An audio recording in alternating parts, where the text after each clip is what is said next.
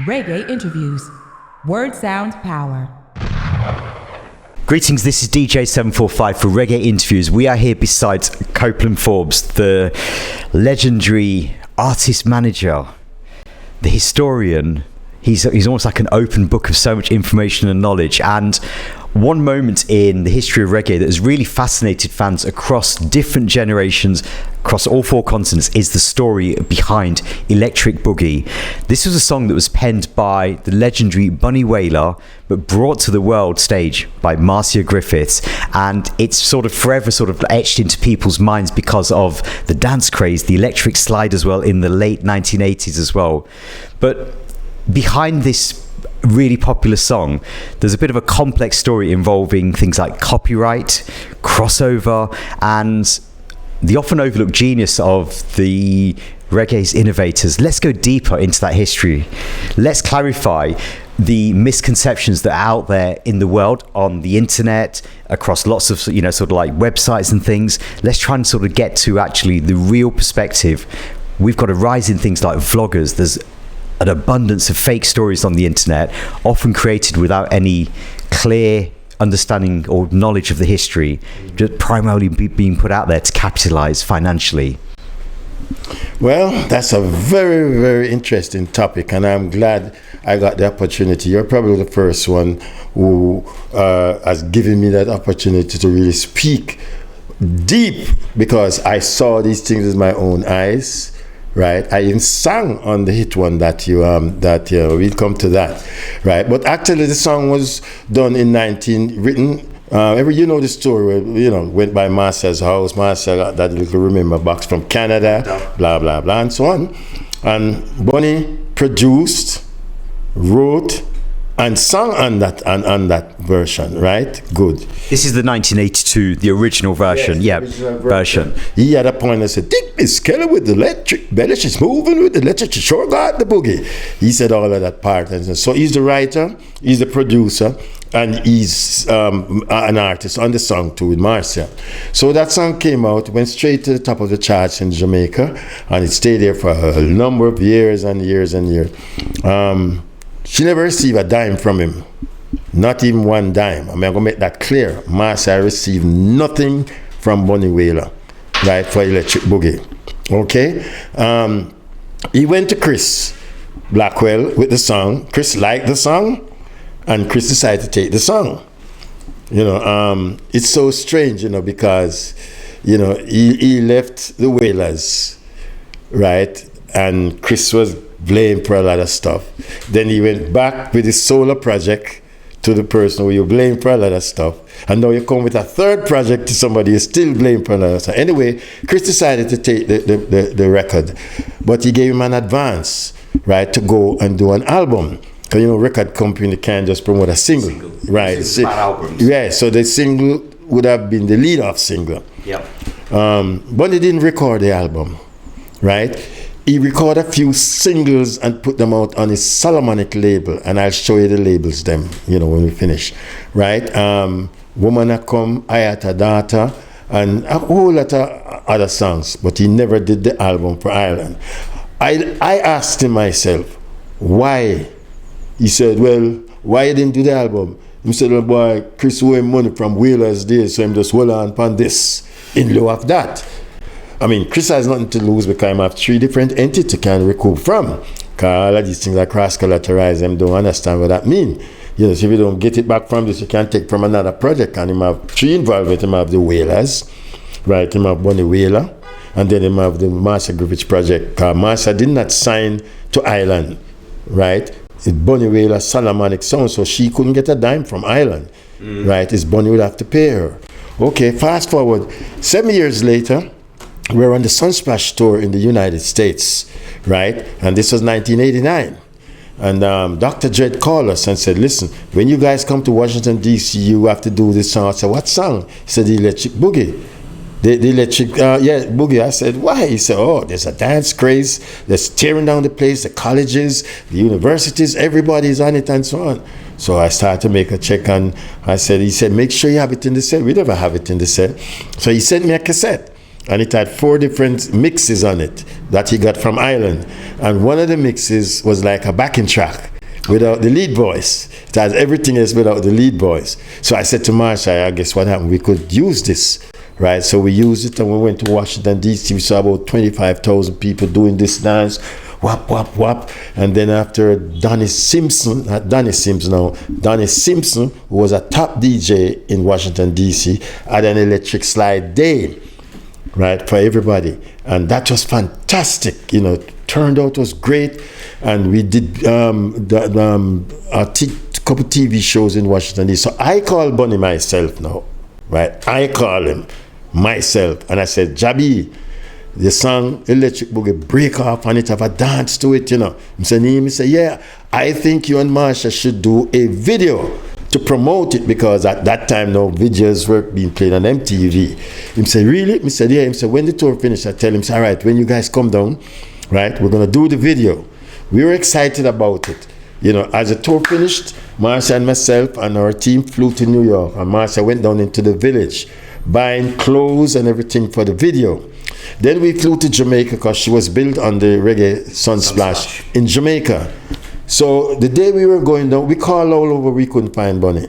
The day we were going down to Reggae Sunsplash in Montego Bay, we were coming down South Road from Trafalgar Road to cross over to, Eastwood Park to go catch the highway, go down the boulevard. And we got stuck in traffic. And Lenny Little White had a place there. Lenny Little White is into filming. So we looked to the left, and I saw some kids doing the dance. I said to Marcia, wait, see some kids over there doing the dance. Oh, them could have do it so fast. I wonder what's happening. So we said, let's go in there. So we turned in and we drove in, and I saw Bunny Jeep was parked inside there. Bunny wasn't in the Jeep, but him bridging that name, him have a Iras that work with him, Chilbo, was with him in the Jeep. So I said, Chilbo, what's happening here? He said, I did a video of Philip make Electric Boogie. I said, how come you didn't tell us anything? He said, tell you, why we must tell you? I said, then we then mass under the planet. He said, wait, Jabi didn't tell you. I said, tell me what? Jabi do it over for himself. I said, hold on. He re-recorded the song by himself and didn't tell neither Marcia. It was Marcia who took it to, at that point, the song was 46 with a bullet. But he is involved in. And I said, why would Bunny want to re-record it by himself when you are the writer, you are the producer, and you're going to collect production royalties, writers royalties, and mechanical royalties. So you have 3 to get. Why would you want to re-record it by yourself? And then I made a check, and I realized that he's very smart, but sometimes outsmart himself. Me can say, me and Bunny went to school together from we are 5 years of age. Me, Bunny, and Marcia Griffiths from Chatola Park and the original technique. So I know him long before everybody in the music business. We know him as never, right? So basically, you were the person that actually contacted Bunny Wailer upon the rise of the craze for the electric slide in America, and you're the person that suggested to Bunny that let's actually re-record. Let's make a video together with Bunny Wailer and Marcia Griffiths together. But that somehow then sort of like changed into Bunny choosing to re-record the song for reasons only he could know. Found out, okay, right? He knew that the money that was given to him to go and produce an album would have to be recouped before you could see a dime. Right, okay. Right? So he figured if he re-recorded by himself, didn't even have the courtesy to even inform Marcia, who is supposed to be his schoolmate, and she's the one that took it to the chart, that he's doing that. He knew that if he promote the original one, he can't see a dime until all the money has been recouped, right? So he did it over for himself. So when we found out that, I was shocked. So I called Chris in London, and I told him what happened, and he said he's going to New York in 2 days' time if we can meet him in New York. So we said fine, flew back to Miami, and me and Marcia flew up to New York. He called a meeting with the A&R staff. I remember Jerry Rappaport was in the meeting. Amy Wachtel, she was working in press in Ireland too. She was in the meeting. I have the pictures I can show you too. And he asked everybody, what kind of numbers is this song is doing? And somebody said about 60 to 70,000 a week. And he said, wow, we have a song doing that numbers without any promotion. and you guys sit down here, and everybody was looking like this. And then he took up the phone and he called Miami, right? Gloria Estefan has a band, Miami Sound Machine, and there's a group of guys that work in her band. They call themselves the Jerks, right? And they are producers. So Chris got Raphael and Joe Galdo, right? The two main ones. And they said they are free. He said, okay, I'm going to send you down a cassette, right? And I want you to do it over and put on all the modern sounds and everything and so on. So he sent the cassette down right away. Then he told us the next day to go to Florida and let Marcia voice the song. Well, I think it's an international studio in Miami. So we went down, we went to the studio. Marcia put on the lead voice, nice and good. So the space that Bunny Wailer says, "Take Miss Kelly with the electric belly, she's moving with the electric, she sure got the boogie," was left. Chris was thinking of flying in Bunny's voice at that spot. But Chris flew down to Miami and he sat down in the studio and he listened to everything and he loved it. And he said, you know something? Audition somebody else to do that spot. I don't want Bunny to have anything to do with this, but just the writer. Because he went off and did it one by himself, did all the video by himself, with it too, and so on. So anyway, we decided to audition some people. We auditioned quite a few people. We know Jamusa, what's his name, John T, and a black American guy. They even tried me, if you ever look at the video. Because I was rehearsing it all day and I got it pat down. But at 3 a.m. in the morning, I was sleeping around in the couch and they wake me up, the producer, and said, okay, Copeland, your time now. My voice was sleeping up, man, and I couldn't really hold it. And then the producer came out and said, you know something, Marcia, I'm going to let you do something different. We're going to do a speed rap. So and he said, okay, I want you to say, "Degrami with the bum electric belly, she's the moving along with electric." Says, moving along with electric. So it's like a speed rap. And Marcia kept doing it over and over. Degrami with the bum electric belly, she's the moving along with electric. She sure got. We said she sure got the boogie coming to that part. But all she did about 10 take of that. And he punched it in and take that. Then he said, no, he wants now myself, my son Colin, and Marcia's nephew, which is Danny Minto, which is Skip Marley's father. We were all in the studio. So we were the one who said, it's electric. Right, and Dondelo, you hear that Spanish word? We did all of that. The credits is on the album. You go look on the Carousel album and you will see all the credits there. So when we did that and Chris heard it, Chris said, yes, this is it. So it's a bam and let out. That's the one that people are hearing right until this very day. Right? But I had to drop a contract now for Marcia, which sometimes she forget when she do that interview. I had to drop a contract now between Island and Marcia Griffiths. We went around New York and lawyers were charging us $10,000, one $14,000. And I sit down and I said, something, if I get the first draft, I can handle it. I have enough experience. So I sat down with it and went through and I did that contract for Marcia, right? And that's when she started getting some royalties. She never got a dime from the Bunny Wailer period at all. So when Chris let that new one out, he just pulled down the one that Bunny Wailer produced, and that went, and the one that Bunny did for himself, we tried to promote it too when me and Marcia go out there, because we did a thing named Gold Bowl at Virginia University. This was a surprise. I didn't know what we were into, and we went. And Gold Bowl is the college Super Bowl, right? Tommy Cowan was there too, he and his wife, and he saw it. And Marcia was driven into the stadium in an open-air limousine. And there were 60,000 people in that stadium doing the slide, the dance. I mean, we stood there. I could not believe what I was seeing. The band are playing and doing this dance step at the same time. So it's racked up a lot of interest and everything, and it just become a phenomenon right until this very day. And I sat down and I said to myself, I asked Bunny about it many times, because me and him can reason, and he doesn't want to come out and say the real true facts. But the fact that he never paid Marcia a dime. There's an incident that I won't tell you about it. Marcia got some money, but it's when a brown paper bag dropped from Bunny when him and Miss Booker had a little argument, around Never Garrick's house. But he never paid her any money, and she could not get any money from Ireland because she never had a contract signed. For that first one, it was Solomonic Production, but Solomonic Production paid her zero. right? So you see, sometimes she do interview, she talk about it, and she been talking about it before it's passing. Cause when she did that interview with you, somebody posted and said, why she wait until Bunny died to make that statement? And I think it's a Stanbury and some other people said, no, she talked about it at Rotterdam in 2019. Previously, yeah. Yeah, you know, and it's not the first. So that's that story. And then recently I heard that Cardi B sampled the new one and have it on one of her songs. You know, I have been penetrating that, trying to get to Joe Gallo them to ask if they gave permission for that. Cause I heard my voice on it.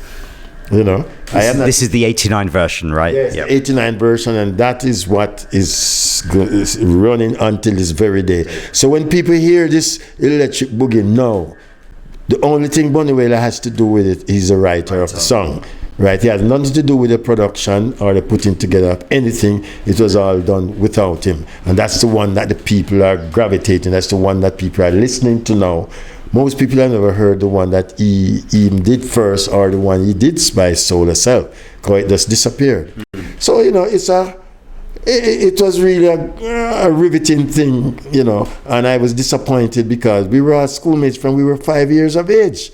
You know, we go into kindergarten school, and then we went to, from Chatola Park, Bunny went to All Saints School, and me, Marcia, and the Techniques went to Kingston Senior, and then we later meet back in the music fraternity. Because Bunny wasn't really a singer in school, you know. Bunny was a dancer.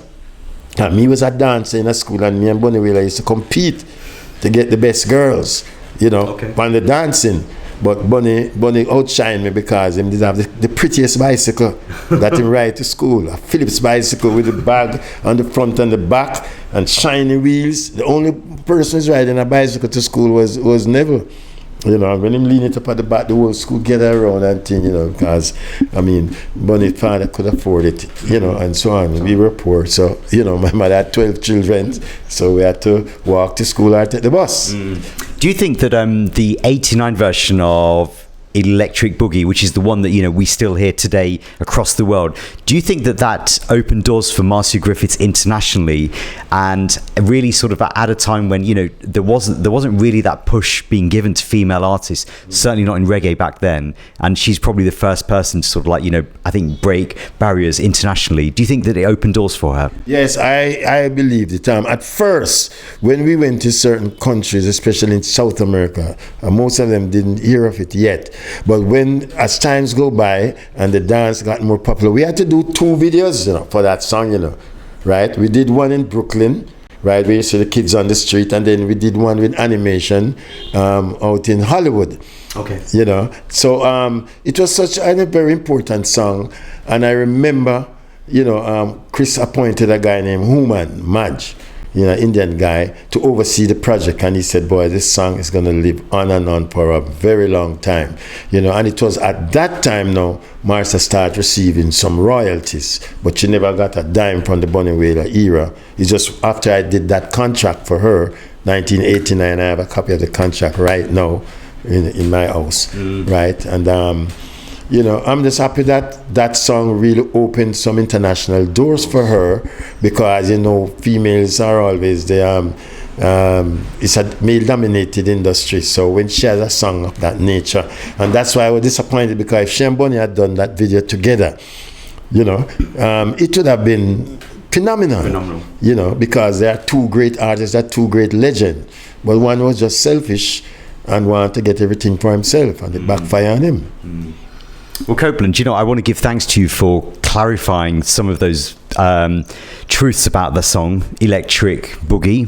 The reason why there are 3 versions is because in 1982, Bunny Wailer wrote and produced the original version, and that was originally sung by Marcia Griffiths. And then in 1989, when the electric slide dance craze came in, that's when Bunny Wailer took to record another version himself, and then the one that is still sort of, I think, played across the world to this date is the one that the Miami Sound Machine were involved with Marcia Griffiths singing, and people like yourself and Skip Marley's father, doing the little. My son, and your son as well, Colin. You get the album Carousel, and you look on the credits, and you will see it's all right there. We all made a great contribution to that particular song, you know, which opened the doors, you know, to many other artists and female artists to get recognition. And until this very day, you go to parties and weddings and cruises. You go on cruises, and the minute the song starts, you know, you see everybody out on the floor. Yeah. As a matter of fact, they adapt some of the electric slide steps into other songs. You know, I've seen it up to a couple of days ago, you know. So that's how it is. And it's just a pity that it went the way it is, because I was disappointed with Bunny, you know, how he went about doing that, you know what I mean. But I think he figured that he could get away by doing it by himself, so he doesn't have to wait for the advance to be recouped and all that stuff, you know. So that's what really happened. To close, what lessons can be learnt from the story of Electric Boogie when we look at what younger artists might be going through? What lessons do you think are key that younger artists and musicians can learn from this story? Well, honesty, truthfulness, and love, because that disappeared when things look like money's going to come in. You know, and that's when everybody should be more cohesive and together, because it started off with that kind of feeling, you know, that kind of togetherness. But as soon as the thing was breaking out to the international world, you know, somebody got selfish to grab everything for himself and didn't care about his schoolmate and the sister that he loved so much and talk about so much, has done so many things for him. If you look in my book, you see a picture with Marcia at his house. Me and she was at his house till about 3 o'clock one morning, right, sitting down, reasoning and talking and so on, you know, because she will always support him in anything and so on. And that's why I was very disappointed, you know, because not like a stranger, it's somebody that we grew up from. We were 5-year-old, you know, going to Little Miss School, and then over to Chatola Park at William Street, then All Saints and Kids Unseen, and then he went to Camperdown, and then the next thing and so. But things happen for a reason sometimes, and there's a lot of lessons learned there that sometimes you can't outsmart your own self. Because I think he was outsmarting by not doing the album, right? Hold on to the money, right? And then not promoting it now, because he knew that it has to be recouped. So he went to do a solo prop, and it backfired on him, you know, and it didn't work and so on. And you know, selfishness. So love and togetherness, you know, especially when you have combination of artists working together. Look at Beres and Buju. I mean, no matter what you hear people say, the two of them, when they come together to do recording and do concert, it's like one, you know, and that's an example that, you know, no matter what, you know what I mean, the love and togetherness must always be there. Because if you don't love one another, you can't go anywhere. And that's what's lacking in quite a few of our artists now, the togetherness and the love for one another. Every time I travel around the world, people say, where's the love that Bob Marley left for you guys? Everybody wants to be an Indian, and nobody wants to be a chief, you know. You know, so it's just those things, you know what I mean. Well, Copeland, you know, we give thanks because you've shared so many stories through this really amazing book, Reggae My Life Is, yes. And if people have not managed to get this book, it is still available online through all the big retailers online, and there are so many stories filled in there. We would need more than a day to cover those stories, but it's good that we try and sort of focus in on some of these stories that I think are really important, setting the record straight. Yes, the stories are very important, and you know what people said to me? What they like, that I have the pictures them to authenticate some of the stuff they might talk about. And they see it with their own eyes, you know, instead of believing what they see people put out and write and all kinds of crap, you know, especially with the Wailers and all them things, you know. So the book, Reggae My Life, is a takeoff from Peter Tosh, Reggae My Life Is, you know, right? Because I could have said, my life is reggae, but I said, Reggae My Life is, and what it is, so many different things. Absolutely. Yeah. Give thanks once again. It's good to see you once again, Gash. Thanks again for having me in these important reggae interviews by DJ 745 out of the UK. Listen to his radio station. He plays some authentic, real good reggae music. Give thanks. Reggae interviews. Word sound power.